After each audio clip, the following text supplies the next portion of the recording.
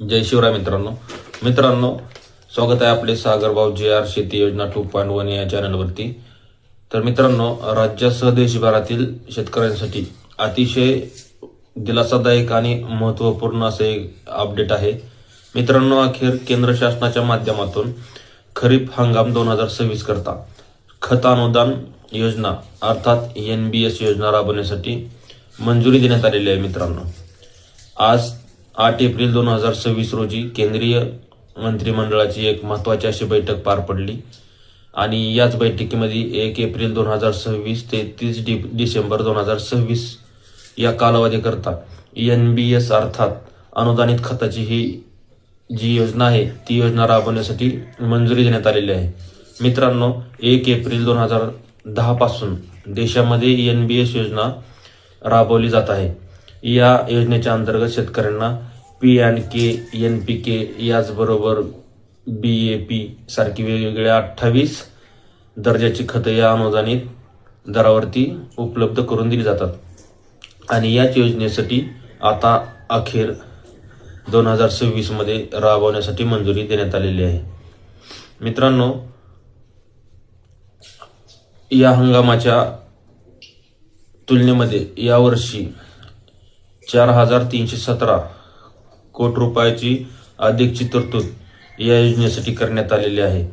2026च्या खरीप हंगामाकरिता केंद्र शासनाच्या माध्यमातून या योजनेकरता 41,533.81 कोटी रुपयाची तरतूद करण्यात आलेली आहे, ज्याच्यामुळे शेतकऱ्यांना कुठल्याही प्रकारची खताची दरवाढ न करता आहे या दरामध्ये खत उपलब्ध करून दिली जाणार आहेत मित्रांनो।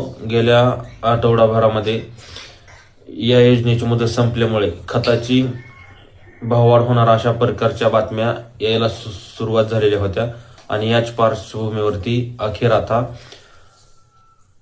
खरीप हंगाम 2026 हे शेतकऱ्यांना दिलासा देण्यासाठी ही योजना राबवायला मंजुरी दिलेली आहे। याच्यामुळे शेतकऱ्यांना एक नक्कीच मोठा दिलासा मिळणार आहे मित्रांनो।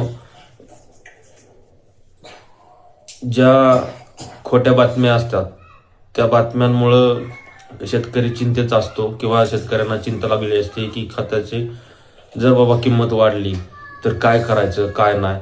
त्यासाठी केंद्र शासनाची एक बैठक पार पडली। त्या बैठकीमध्ये याला मंजुरी देण्यात आलेली आहे मित्रांनो, NBS।